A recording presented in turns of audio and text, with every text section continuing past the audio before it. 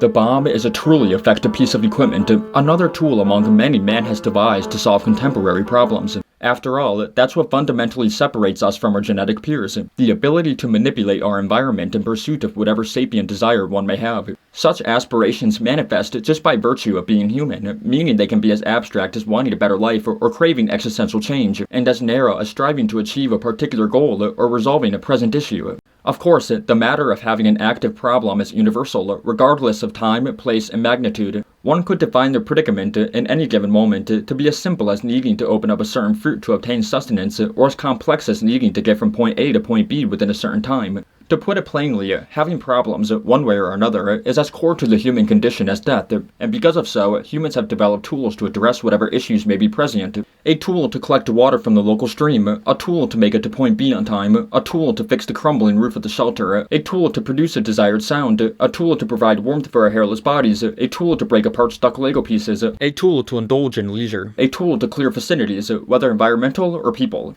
You see, our problems don't just come in the form of biological mechanisms built into us, like thirst and hunger, or even just contemporary circumstances, like a boulder in the way of the path or rent being due soon. Sometimes people are the problem, and like with all else, sometimes problems need to be dealt with. Thankfully, we have tools for just about every application, including annihilation. The first known homicide victim dates back roughly 430,000 years ago. In 2015, researchers discovered 52 skull fragments buried deep within the Cima de los Jesus cave high up in the Atapuerca mountains of northern Spain. Upon reassembly, the cause of demise for the Homo heidelbergensis specimen became immediately obvious: two extremely blunt, traumatic blows to the head, caving the skull in. It's unknown if this victim deserved their fate, but what can be said definitively is that such a method of killing would have been bloody and strenuous, a result of ineffective and inefficient tools, which, in this case, was probably a large rock or stick. Of course, as man developed, so did its tools. Humanity would eventually discover the art of agriculture, and with that came the first long-term settlement building. As man grew smarter, villages grew into cities, wayfarers settled into inhabitants, stone was traded for metal, cultures began to brew, and all else of history followed. Of course, even amidst the changing people, some tenets are just simply ingrained into our being, for better or worse, which unfortunately includes our penchant for violence. And so, as our tools of industry evolved from archaic chiseled stone to proper iron devices, so did our weapons. Though despite the tremendous advances of early sciences, particularly in metallurgy, conventional weaponry remained relegated to that of one-on-one. Think of the blades, bolas, bows, etc. Bluntly put, there just wasn't a way of dealing with multiple people at one time. A gang of marauders, a group of warriors, an attacking army, a besieged territory, and whatever else. There was most certainly a need for tools that could take care of such problems. Thankfully for those who might hold such a dilemma, a solution would come to be near the end of the first millennium: gunpowder.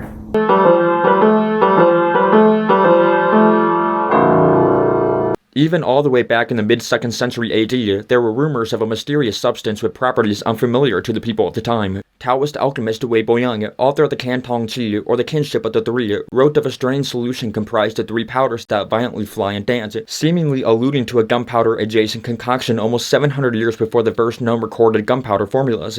Efforts in developing this esoteric powder didn't necessarily come from a place of trying to produce an explosive, more so an attempt to find mystical elements, like an elixir for immortality, or a means of transmuting gold from cheap metals, with saltpeter especially revered of the many substances experimented with. Now, the first known documented recipe for gunpowder, however primitive the formulation may have been, comes from 808 AD, when another Taoist practitioner, priest Xing Cuzi, described the synthesis of gunpowder to be 6 parts sulfur to 6 parts saltpeter to 1 part birthroot herb. Though by this point, gunpowder had already held a reputation for its volatility, with plenty of recorded accounts describing ambitious experimenters maiming themselves or burning their home down in pursuit of the mystic. Of course, such an explosive nature deterred most from associating with the substance, but it certainly didn't stop a few war-minded folks from seeing something else greater in gunpowder, not as a tool to discover the fantastical, but a tool in of itself. And so, as the 9th century transitioned into the 10th, so did gunpowder's role shift from esotericism to destruction. Weapons utilizing the substance began to grow in popularity among feuding armies, with the incorporation of gunpowder into conventional weaponry allowing for arrows to be flaming arrows and lances to be fire lances. Not to mention new gunpowder-based weapons such as the slow match, which was essentially a proto-flamethrower and could be considered the forefather of firearms, and finally, of course, the incendiary bomb. While we don't know much about the development or usage of these early bombs, our earliest known depiction of such equipment comes from 950, making its debut alongside the fire lance. It wasn't until the 11th century that bomb technology began to emerge as a legitimate tool of war, with the introduction of the first grenade-type devices. The Wuching Changyao, or the Complete Essentials for Military Classics, was a contemporary compendium on any and all things military, comprising of everything from weapon manuals, military strategies, chemical recipes, and plenty more. And among the many weapons listed was that of the first dimension of the thunderclap bomb. The bomb was characterized rather simply. Firstly, a soft bamboo exterior is laid down, from which several dozen porcelain shards are laid down upon with a few pounds of gunpowder. Next, a sturdy foundation is given in the form of at least one rigid bamboo tube, which would then be folded inwards, creating a sealed space with protruding ends for both ignition and projection. The soft bamboo would then be wrapped around the contents to create a ball, from which the product would then be enveloped in a gunpowder solution, and thus, a thunderclap bomb would be born. The accessibility of the device made it a popular choice for feuding armies in late imperial China, though it was often used in conjunction with fire arrows for crowd control rather than specific explosive application. Also, while it doesn't necessarily fit into the theme of this video, I would be rather remiss not to at least mention the emergence of firework technology in the late 11th century. While proto-firecrackers had existed since at least 200 BC in the form of throwing bamboo stems into fire, advancing gunpowder technology allowed for rocket-propelled timed explosives. While of course, such rather wholesome developments were quickly applied in a more malicious capacity on the battlefield, it also meant the development of the first modern fireworks. The first recorded instance of a grand fireworks show comes from the manuscript Dongjing Menghualu, or the Eastern Capital, A Dream of Splendor, in which it recounts of the Song army hosting an extravagant fireworks show for their emperor, Huzong of Song. But the turn of the century didn't just merely bring about fancy firework displays. The 12th century also saw gunpowder weaponry expand from beyond land onto sea, with the introduction of trebuchet-equipped warboats drastically increasing the precarity of naval combat, and by extension, providing new spectacles for witnesses on land. Conventional bomb technology saw a substantial increase in lethality as well, with soft shells being replaced with hard shells or iron shells, bringing about a new paradigm of explosive power in the armaments of war. These new bombs were first recorded in 1221, with the invading Jin army having utilized the latest generation during the siege of Chizhou. Zhao Yurong, the commander in charge of resisting the Jin invasion, barely survived the ordeal and wrote down his experiences after. And it's in these retellings we see the first mention of these molten metal bombs. Zhao explains the pure destructive power of these new iron-encased explosives in vivid detail, describing of troops who were literally obliterated and buildings that have been reduced to mere rubble. An immense escalation from the glorified firecrackers of yesterday. These iron-encased bombs were the successor of the thunderclap bomb, and in the early 13th century, the new generation would come to be known as the thundercrash bomb or the heaven-shaking thunder bomb. A simpler but considerably more lethal design, the thundercrash bomb was just an iron vessel packed with as many pounds of gunpowder as desired, with a small opening allowing for a fuse of whatever applicable length. Essentially the stereotypical bomb you might see in a cartoon. The new technology was especially feared, as every destructive effect of the thunderclap bomb had been exponentially elevated with the thundercrash bomb. Soldiers no longer had to worry about being maimed by porcelain, but fear being eviscerated by metal. It was no longer a matter of crowd control and directed disruption, but the utter destruction of long-established fortresses and the uncontestable slaughter of entire armies. Even if you were to survive the initial blast of a thundercrash bomb by avoiding its iron debris, which would rip through metal armor like paper, there was then the subsequent inferno to endure. The thunderclap bomb was already infamous for its pyrogenicity, but its successor wrought about blazes so violent and erratic that the fires were feared just as much as the shrapnel itself. The Jin dynasty was the main arbiter of these next-generation bombs, and their exertion against various opposing forces, including the Mongols on several occasions, meant a greater adaptation of the technology across the region. Learning from their foes, the Mongols took advantage of the new ordnance and began to utilize their own bombs in their own reign of territorial subjugations, one notable instance of which being the Mongol invasions of Japan in the late 13th century as portrayed by Japanese scrolls depicting the war. It's also in the 13th century that the propagation of gunpowder took on a widespread nature throughout the Old World, with regions such as Europe and the Middle East obtaining its formula, bypassing the hard work of its initial development and skipping straight to researching novel applications. Thanks to gunpowder's newfound presence across Eurasia, competing interests set forth evolution in the field at breakneck speed. Not only was gunpowder itself becoming more refined and explosive, but the emergence of technology capable of taking advantage of gunpowder's full potential was imminent. And those days would arrive with the 14th century. Not only through the first firearms, but advancements in metallurgy meant more robust cannons, artillery equipment, rockets, and of course, bombs, not to mention all else, weapon-related or not. As for bombs, we know of the wheel-lock mechanism having been incorporated into explosive devices around 1350, meaning the development of the first self-triggering land and naval mines. The maturing art of metallurgy didn't just mean new methods of detonation, but it also raised the ceiling for what could constitute a bomb. For a good example or so, we need look no further than the watermelon bomb, which, despite the seemingly innocuous name, is actually the earliest known dirty bomb. This instrument composed of a couple linen layers containing up to 200 iron calthrips and 5 dozen razored hoishi, which were essentially firecrackers engineered for mutilation, all enclosed within several dozen layers of paper. This core was next fitted with 4 separate but heavily entangled fuses, from which the entangle was encased in a rigid bamboo tube to prevent a bomb defusal. When detonated in a crowd, projectile barbed hoishi would catch onto victims' clothing and skin, setting their flesh ablaze under the armor, the hundreds of calthrips on the ground ready for frenzied and hysterical soldiers to step or fall into. If you were caught near the epicenter of one of these devices, your fate would be sealed to inevitably keeling over in a field of spikes and burning carcasses soon to join the departed. The area would then be rendered unusable for your force, full of debris, organic or metal. The watermelon bomb wasn't the only new development in the emerging dirty bomb sector, as we can't forget about the divine bone-dissolving fire oil bomb. While maybe not quite a conventional bomb like the previous example, I feel this still qualifies. Fired from a mortar or cannon, the divine bone-dissolving fire oil bomb consisted of a cast iron shell stuffed with various kinds of substances, depending on the circumstances, of which ingredients included flammable oils, toxic or corrosive powders, human waste, iron scrap, and other potentially hazardous or outright lethal components.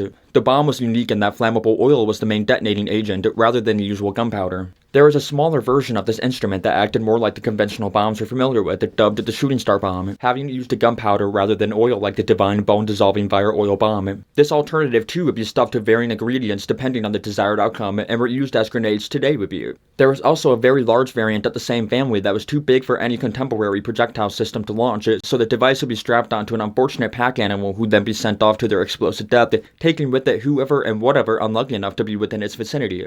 To understate it, the 14th century was a time of considerable advancements in weapon technology, or to put it frankly, more cruel and efficient ways of killing people. And the 15th century was no different, though developments in armament science mostly took on the form of firearms, such as guns and cannons. The 14th century saw the upper limit of the potential of gunpowder-based explosives, and so bomb technology languished as other sectors boomed, especially with the invention of new mechanisms such as the matchlock, which paved the way for the first modern guns. While there are several examples of different bombs from the 15th century to mid-19th century, gunpowder's potential had already been maxed, and there were no substantial breakthroughs in the field, just different means of utilizing what was already. As a result, bombs grew increasingly irrelevant in the shadow of rapidly modernizing war, waiting for a truly novel fundamental shift that would uncap, if not enable, man's explosive potential. And such a development would finally come in 1846, when Asenio Sobero successfully synthesized none other than nitroglycerin.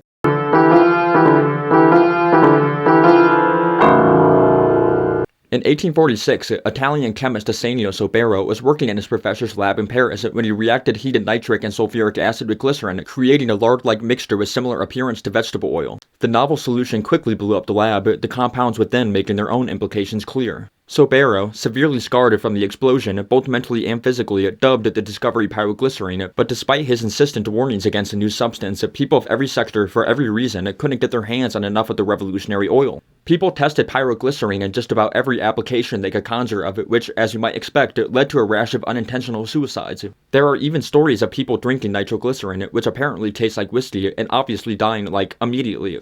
Soon after Sobero's discovery, in 1850, a young 17-year-old Alfred Nobel was sent abroad for some years in pursuit of greater academia. Firstly, to Paris, where there he worked at the same lab under the same professor as Asenio Sobero, Théophile Jules Pellouz. During his short time in Paris, Nobel became enamored with the potential of nitroglycerin, believing he could harness its power as a continuation of his family's heavy involvement in the explosives industry.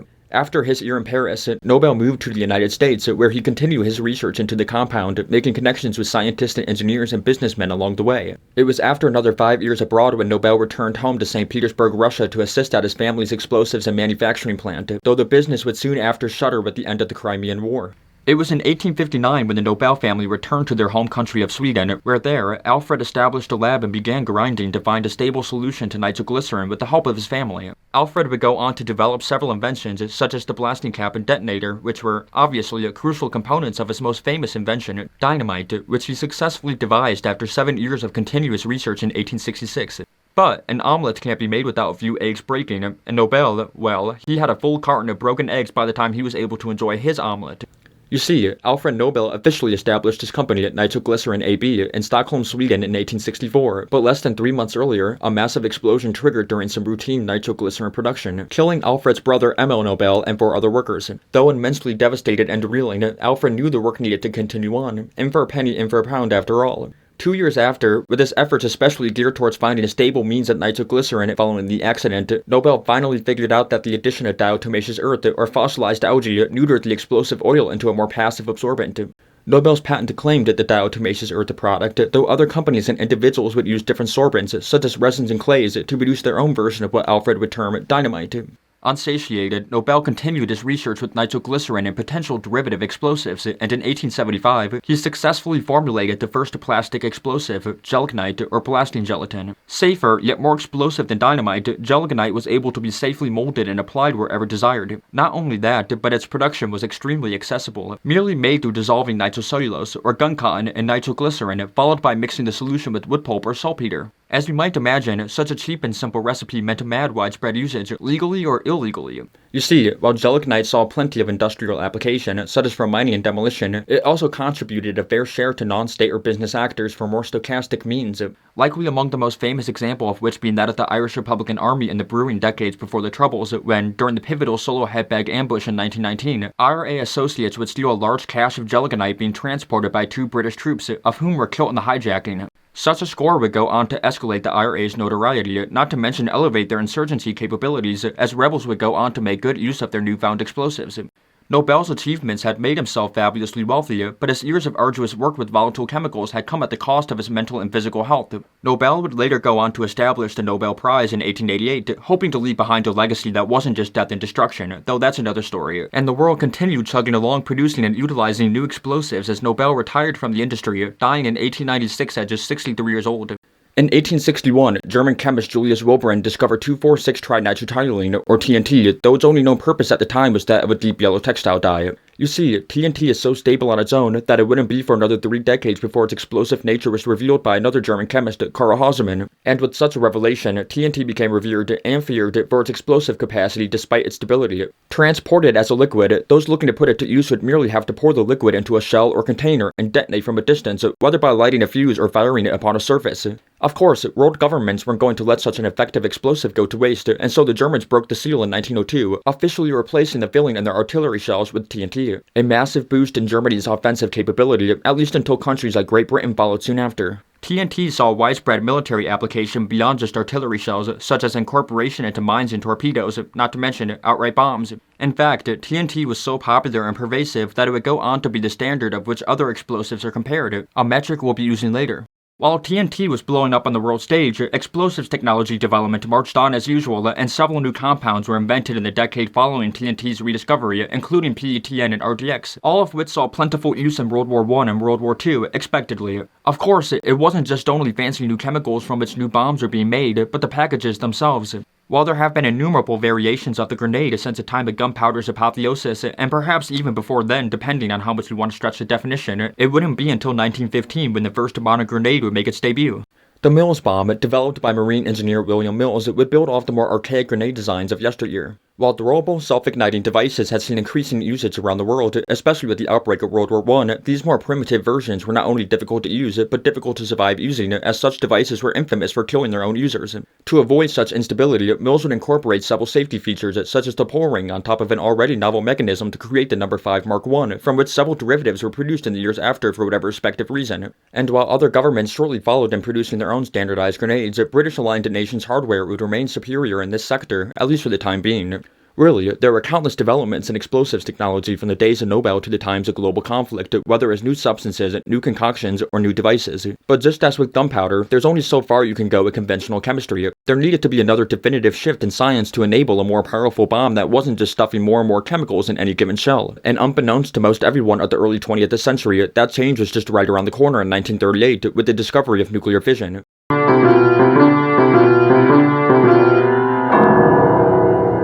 The transition from the 19th to 20th century came the defining shift in human development from mechanical to digital. Fundamental sciences matured with mathematics, chemistry, physics, biology, astronomy, and however many other fields evolving into the modern paradigm of today.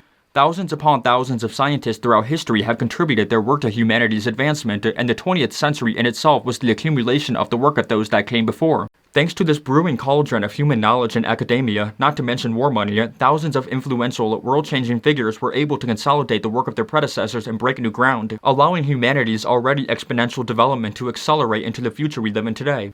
Among these thousands were two German radiochemists, Otto Hahn and Fritz Strassmann, who were researching nuclear bombardment in their Berlin-based lab at the Kaiser Wilhelm Institute for Chemistry. In late 1938, Hahn and Strassmann were living life as normal, conducting their usual test and work. By this point, it was already known that bombardment of most elements would result in a fractured nucleus, though the two endeavored to stress this understanding, testing receiver elements higher and higher up the table in pursuit of novel products. Eventually, they got to uranium, where they observed the nucleus would split into barium and other lighter remnant elements, by far the greatest change seen in an atom after bombardment. Befuddled by what they were seeing, on December 19th, Hahn would write a letter to Lise Meitner, a Jewish-Austrian physicist who had fled to Sweden following the Nazis' rise and annexation of Austria. Hahn's letter contained the data they had collected, as well as its respective proofs, though he reiterated his inability to determine the cause for such an unusual reaction to occur, only positing of the nuclei bursting. Lise Meitner and her nephew Otto Robert Frisch, who had also fled Nazi Germany to Sweden, combed through the two chemists' data, concluding that the uranium nuclei did indeed split into nearly two full halves. Frisch proposed to term the process as nuclear fission, and with that, atomic science had been revolutionized as scientists across the world rushed to both learn and advance the potential of fission. While researchers were excited about the prospects of all the good that could be derived from harnessing the atom, such as being able to generate highly clean, efficient energy, there was also a quiet consensus that nuclear fission potentially meant that a chain reaction could be triggered if desired, and by extension, an atomic bomb could be created. Enrico Fermi and John Frederick Collier-Curie both planned to publish papers on the possibility of this chain reaction mechanism, though after pushback amid fears of the Nazis wielding the technology, Fermi stripped his paper of some of the damning details, whereas Collier-Curie decided to release his paper in full. And so, in April of 1939, Collier-Curie's Paris-based research group officially broke ground, reporting the mechanics of the chain reaction to the prestigious scientific journal Nature. And with that, what was once an open secret among a few was revealed to many. Leo Szilard, a Hungarian physicist who is greatly respected among his peers, and also the main scientist to persuade Fermi to chill out with his paper, was well aware of the energy potential of fission, and in the summer of 1939, he and Fermi began work on a nuclear reactor that could handle the fission process and produce heat, or harnessable energy. Though Szilard was hard at work researching a means of energy generation, he and fellow scientists greatly feared the other side of the atomic coin. Annihilation, or more specifically, they feared the Germans taking advantage of the chain reaction to create a weapon multitudes upon multitudes upon multitudes more powerful than anything the world had ever seen. A common held fear amongst those in the know, Szilard and two of his colleagues, Edward Teller and Eugene Wigner, came together to persuade Albert Einstein, who was amongst the most clouded of the scientific community, to attach his name to a paper meant to warn President Roosevelt of the consequences of the Germans developing such a bomb first. Einstein endorsed the paper, and on October 11th, the president would receive the Einstein-Szilard letter. FDR acted immediately, establishing the Advisory Committee on Uranium, stating it was in America's best interest to make sure the Nazis don't blow us up. 10 days later, the first meeting of the committee was held, and the initial funding grants for neutron research given, marking the first official step of many to come in America's development of the atom bomb. Research, now backed by the US government, progressed rapidly, and in March of the following year, 1940, Otto Frisch, the one who coined nuclear fission, and British-German physicist Rudolf Peierls of the University of Birmingham published the Frisch-Peierls Memorandum, which would serve as the first technical framework from which a nuclear weapon could be built. Importantly, the paper contained the calculations proving that only a kilogram of enriched uranium would be needed to create a device capable of a free chain reaction, or another way of putting it, merely a little more than 2 pounds of enriched uranium was all that's necessary to create an atomic bomb. In response, the British government quickly established the Maddy Committee on April 10th, tasked with determining the feasibility of pursuing such a weapon. Meanwhile, America's machine was only warming up, and 2 months after the Maddy Committee's inception, on June 12th, FDR further advanced domestic nuclear pursuits, dissolving the Advisory Committee on Uranium in favor of its more powerful and influential successor, the National Defense Research Committee, or NDRC. The NDRC, with its newfound powers, began to develop an apparatus akin to the future Manhattan Project, with the government heavily investing in means of secrecy and covert operation. Or to put it plainly, the NDRC was the forefather of what would become the military-industrial complex. Advancements continued at a breakneck speed through into the next year, and both the British and American governments grew increasingly favorable to the pursuit of the bomb. A little more than a year after the NDRC's formation, on June 28th, FDR would succeed the organization with the Office of Scientific Research and Development, or OSRD. The OSRD was yet another aggrandizement in American commitment to the project, and in the meantime, the Maddy Committee was also making moves. That same summer, famed physicist James Chadwick, the discoverer of the neutron, was appointed by the Maddy Committee to write a second report on the comprehensive details of ultimately constructing a nuclear bomb, and right after, on August 30th of 1941, Winston Churchill officially approved of the British nuclear weapons program, designated with the name Tube Alloys.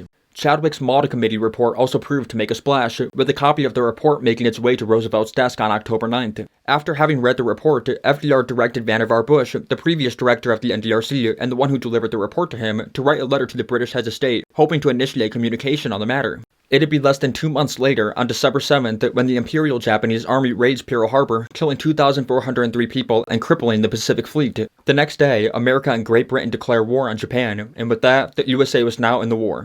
On January 19th, 1942, Roosevelt officially approved the atomic bomb project, though really, this was just a formality at this point. Life and research continued on, and that summer, Robert Oppenheimer held a 2-month conference at the University of California, Berkeley, where there, the assembly discussed the means of developing the bomb. During this conference, Edward Teller proposed the hypothesis of a potential hydrogen bomb, though the idea mostly goes overlooked. While scientists were hard at work at Berkeley, the US government continued its moves reinforcing the apparatus from which the project was predicated on, and on August 13th, Major General Eugene Raybould, the chief of the US Army Corps engineer, established the Manhattan Engineering District, with this very office set to open 3 days later, officially marking the beginning of the Manhattan Project.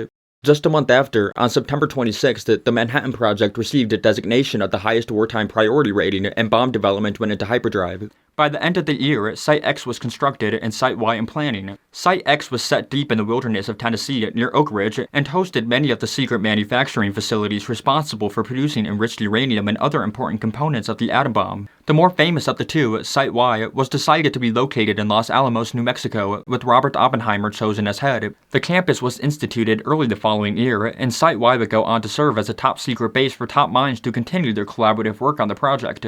It wasn't only the calamitous side of nuclear technology that was advancing during this time as well, as on December 2nd of 1942, at the University of Chicago, the first nuclear reactor, the Chicago Pilot 1, successfully went critical, and the tremendous efforts of Fermi and Szilard finally paid off. And all it took was 400 tons of graphite, 58 tons of uranium oxide, and 6 tons of uranium metal. Nuclear development remained relatively quiet for the first half of the new year, 1943. Breakthroughs were occurring at a rapid rate as Los Alamos scientists made significant headway in producing prototypes of different atom bomb designs. Meanwhile, related diplomacy between allies was continuing to brew behind the scenes.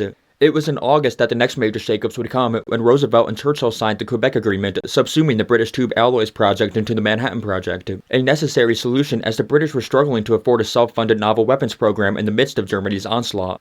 With this merger, James Chadwick's team, which was comprised of mad distinguished scientists, including some of the aforementioned like Niels Bohr, Rudolf Peierls, and Otto Frisch, were now working at Los Alamos. 1944 rolled around, and researchers were inching closer and closer to a working prototype of a chain reaction-capable device. Among the first of the prototypes to make it to advanced developmental stages was the Thin Man, but despite its initial promise, it was found to be insufficient to be the basis of a nuclear weapon, as its mechanism, a gun-type bomb, was incapable of handling the extremely spontaneous nature of the plutonium-240 it would hold. Instead, an implosion-type bomb was decided to take top priority, designated as the Fat Man, as development on another gun-type bomb, this time with uranium instead of plutonium, marched on, its respective designation, Little Boy. By this point, the end was in sight, as feasible prototypes were now in a producible and testable state.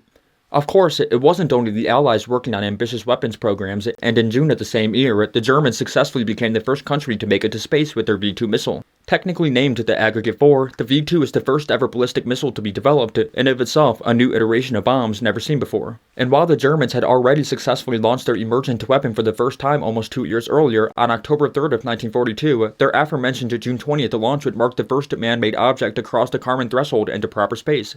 Though just because the Nazis were feeling proud of themselves for an admittedly historic achievement, little did they know that research into technology they had dismissed as Jewish science was beginning to bear fruit, as early next year in 1945, the first Rabat test was conducted, the first of many experiments to help determine the final designs for an atomic bomb. This initial test effectively marked the beginning of the end for the Manhattan Project. The government was well aware of the project's near completion and formed the Target Committee, tasked with determining the locations the bomb would be dropped on. However, shortly after the first meeting of the new committee, on May 7th, the Nazis officially surrendered, leaving the only country left to bomb to be Japan. In these final months, a great deal of debate occurred between scientists and government officials over whether the bomb should really be used as initially intended, but despite the concern, work continued on nonetheless. And so, on July 16th of 1945, the Gadget, a Fat Man-type bomb, was detonated, the team having successfully performed the first nuclear explosion ever, at least on Earth. This was the Trinity nuclear test, and it proved that years of hard work were finally paying off. By this point, the Target Committee had determined 4 primary locations for the bomb: Kyoto, Hiroshima, Kalkira, and Niigata, though Kyoto would soon be spared in favor of Nagasaki. And so, less than 2 weeks after the Trinity test, on July 25th, President Truman would order General Karl Spaatz to drop the bomb over one of the targets, and the day after, the Potsdam Declaration is issued. A proclamation from President Truman, Prime Minister Churchill, and the chairman of China, Chiang Kai-shek, demanding Japan's unconditional surrender, lest it face prompt and utter destruction. The Emperor Hirohito shrugged off the warning, not believing the validity of the annihilation promised to them, and so on August 6, 1945, Enola Gay, a B-29 bomber, was loaded with a little boy bomb. Upon flying over Hiroshima, the bomb was released and detonated in the air with the power of 15,000 tons of TNT, instantly scorching dozens of thousands of people, and ultimately killing as many as 140,000 people. Even if you survived the blast, you had to survive the radiation. Despite the complete obliteration of a major city, Japan remained steadfast against surrendering. In response, 3 days later, another B-29 bomber, Boxcar, was loaded up with the Fat Man bomb and ordered to be dropped upon Kaukira. Kaukira's airspace turned out too obscured from clouds for effective application, so the secondary target, Nagasaki, was chosen instead. Yet again, another nuke was dropped upon and detonated mid-air, releasing the power of 22,000 tons of TNT and instantly incinerating at least 40,000 people, though the final death toll might have been as high as twice the initial blast kill count. If you wonder why Nagasaki and Hiroshima are habitable, lively cities today, that's due to the bombs having been detonated mid-air, allowing the radiation to dissipate rather than soak into the environment and persist for decades, if not centuries after. And with that, humanity had developed the most efficient means of erasing cities, just as we invented the most efficient means of murder with the gun. But even with the end of World War II post-Japan's surrender following the two cities' destruction, nuclear technology development was still only beginning as two world poles emerged from the ashes of World War II, the USA and USSR.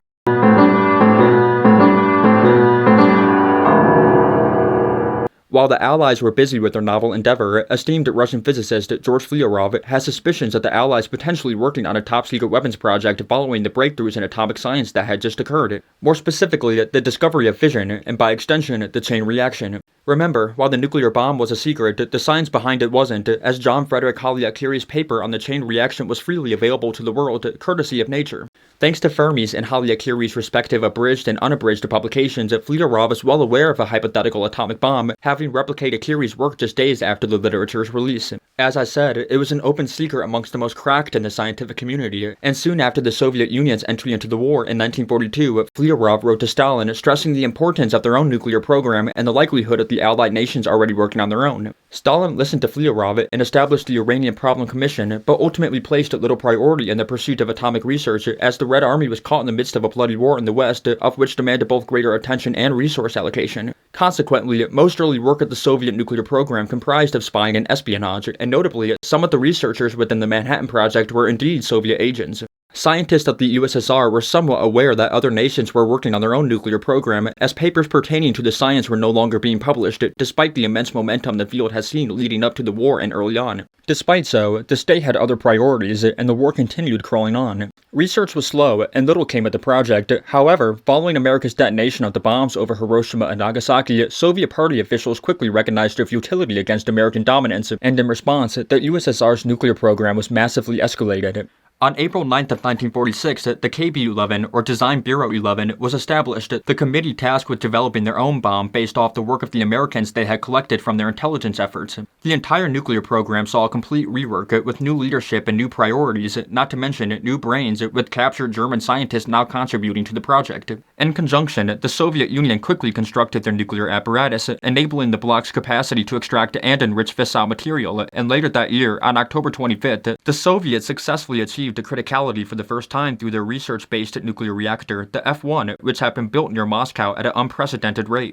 It was only a few short years before the Soviets performed their first atomic bomb run on August 29th of 1949, detonating the RDS-1, or Joe-1 as referred to by the Americans, a Fat Man-type design, over the Abay region of Kazakhstan, the resulting explosion 50% more powerful than the bomb's engineers had expected.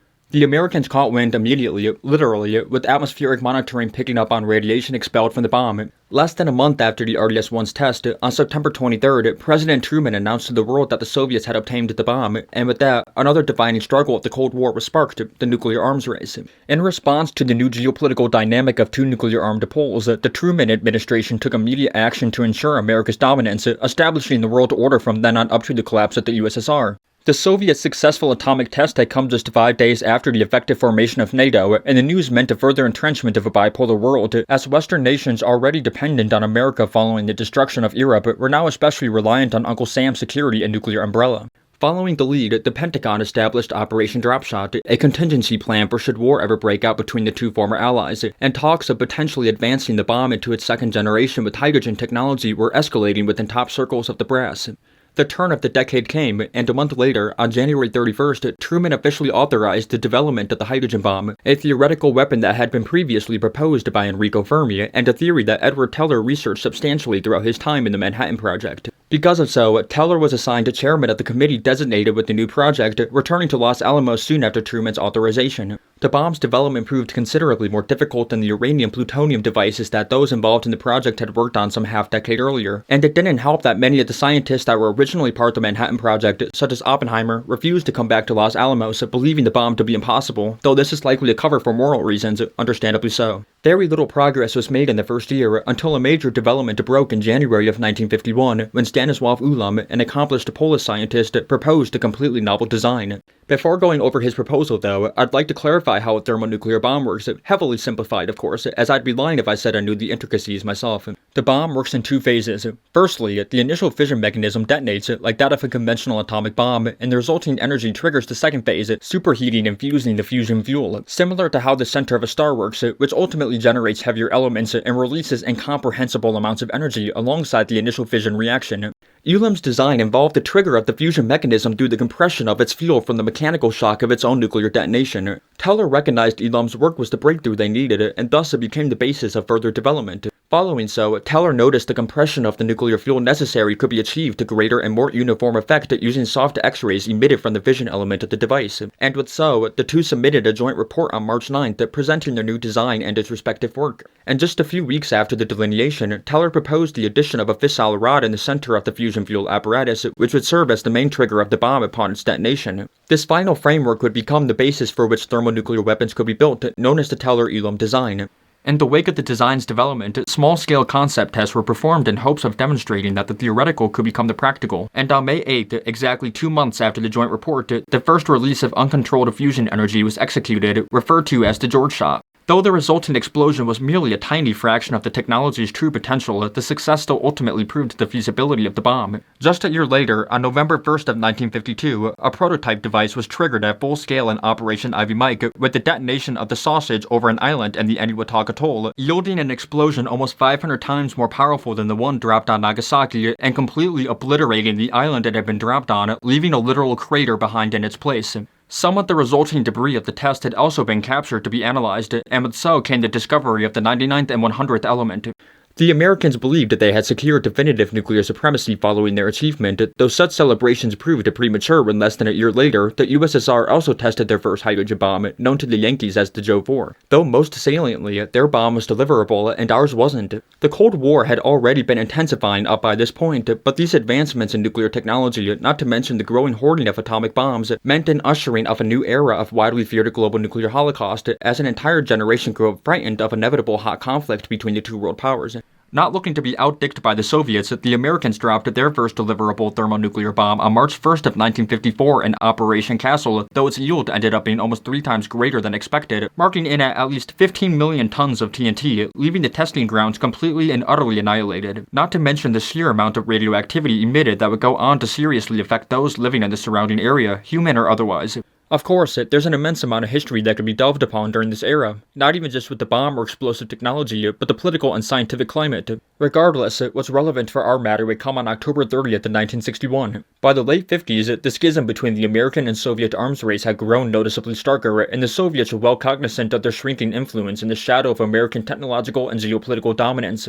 Just one step of many Soviet efforts to even the playing field, in July 1961, the mission to develop the largest bomb the world had ever seen was approved, and within just a few short months, the Tsar Bomba had been constructed and was ready to dazzle. And so, on October 30th, 1961, the Tsar Bomba was delivered and detonated over Severny Island, resulting in an explosion equivalent to 50 million tons of TNT, or 3,300 times more powerful than the bomb dropped upon Nagasaki. Or here's another way of putting it. This sole bomb accounts for roughly 1/10 of all yields of all nuclear weapons ever detonated. The immediate flash lasted an entire minute, and the resulting fireball stretched nearly 6 miles in diameter. Within just minutes, the mushroom cloud had climbed to 42 miles high and grown to 60 miles in diameter. And perhaps most ludicrous of all, the Tsar Bomba had been drastically neutered before its detonation, with the final payload half of its original design, as the consequences of exploding such a bomb was deemed too profound for a single test. Despite having been performed in secret, far away from any substantial human settlement, the detonation was so earth-shaking that whatever efforts made to conceal its happening were completely and utterly futile. The flare at the explosion was obviously visible for hundreds of miles, with those even just near the Arctic Circle able to see it, not to mention feel it. The blast wave of the Tsar Bomba circled the Earth 3 whole times, alongside a seismic wave in the Earth's crust that circled the world thrice as well. The bomb was visible to the entire world, one way or another, and while I wish I could say that such a monumental escalation forced the world leaders to assess what they were doing and maybe take a step back and chill out, it only ended up serving as further fuel to the fire, as less than a year later would come the outbreak of the Cuban Missile Crisis. At the very least, nuclear war never ended up breaking out, despite many very, very close calls, and the Tsar Bomba has remained the largest bomb to ever be detonated by an incredibly long shot, holding the title of the greatest or worst bomb ever used to this day.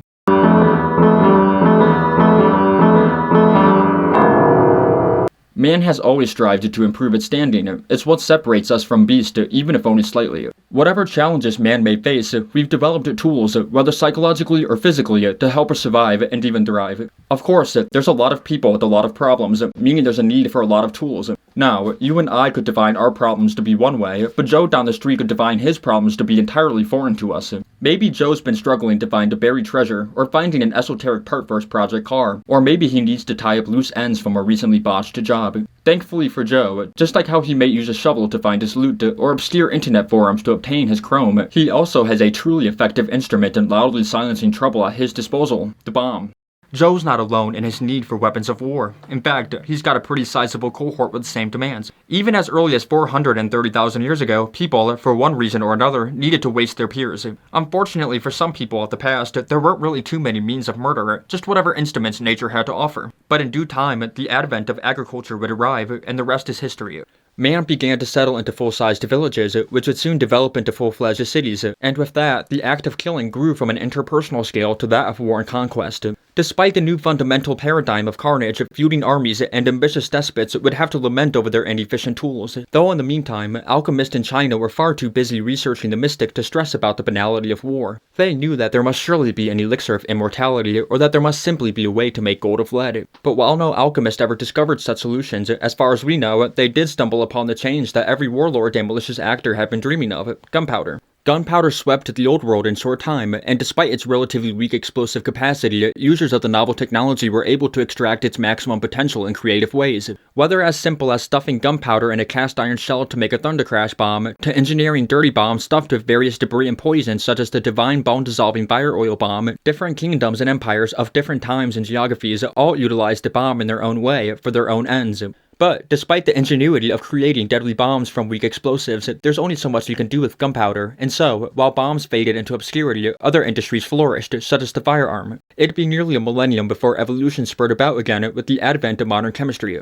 Ascanio Sobera was not aware of what he was about to create when he mixed glycerin with sulfuric and nitric acid, and he blew up his lab before it. Despite his warnings against using the new explosive, of course the world wasn't going to listen, and certainly not Alfred Nobel. It'd take many sacrifices from the discovery of nitroglycerin before a stable application would be found by Nobel in the form of dynamite, and shortly after, TNT's true nature as an explosive was revealed. And so, by the end of the 19th century, two of the most famous conventional explosives had been developed and were seeing widespread use. Though of course, unseen strife was ahead which would require a unique tool far greater than mere meek chemical reactions. From the groundbreakers of early farmers in the Fertile Crescent, to the smithers of Mesopotamian metallurgists, to the scholars of the Levant, to the architectures of ancient Egypt, to the astronomers of ancient Greece, to the engineers of ancient Rome, to the mathematicians of the Orient, to the intellectuals of the Abbasid Caliphate, to the scientists of medieval Europe, to Francis Bacon's promotion of the scientific method, to Isaac Newton's breakthroughs in mathematics and physics, to Antoine Lavoisier's establishment of modern chemistry, to John Dalton's proposal of the atomic model, to J.J. Thomson's detection of the electron, to Marie Curie's sacrificial studies of radioactivity, to Ernest Rutherford's uncovering of the nucleus, to Einstein's revolutionary polymathical theories, to James Chadwick's discovery of the neutron, to Ernest Walton and John Cocker's performance of fission, and all else that happened outside, between, and alongside, all accumulated to the day Otto Hahn and Fritz Strassmann bombarded an uranium nuclei in their Berlin lab, splitting the atom nearly in half. It'd be less than just 7 years from that initial revelation before its inevitable conclusion came about, with the Americans successfully detonating 2 nuclear weapons over Japan in 1945, bringing with so the end of the war. As effective as a tool can get. But a world can't be bipolar if there's only one state with access to doomsday equipment, so naturally, the Soviets developed their own nukes, triggering the race to the bottom we live in the shadow of today. Of course, there are innumerable bombs, hypothetical or real, historic or contemporary. There are smoke bombs for obstructing sight, there's stink bombs for clearing rooms, there's neutron bombs for wiping cities, there's cobalt bombs for erasing countries. But regardless, the hypothetical cobalt bomb withstanding, none hold a candle to even the Nerf Tsar bomb, whose introduction was so overwhelming that no one has dared to even attempt replicating it in the decades following. And so, with that, humanity had truly perfected the tool of oblivion. From stone to metal, to refined metal, to gunpowder, to chemicals, to physics. And while we have yet to see in what form, it's inevitable there will eventually be a new technology to utilize in the next superweapon. Nothing ever truly stops evolving. Not animals, not plants, not bacteria, not horseshoe crabs, not tardigrades, not science, not culture, not tools, not weapons, not you, and most certainly not the bomb.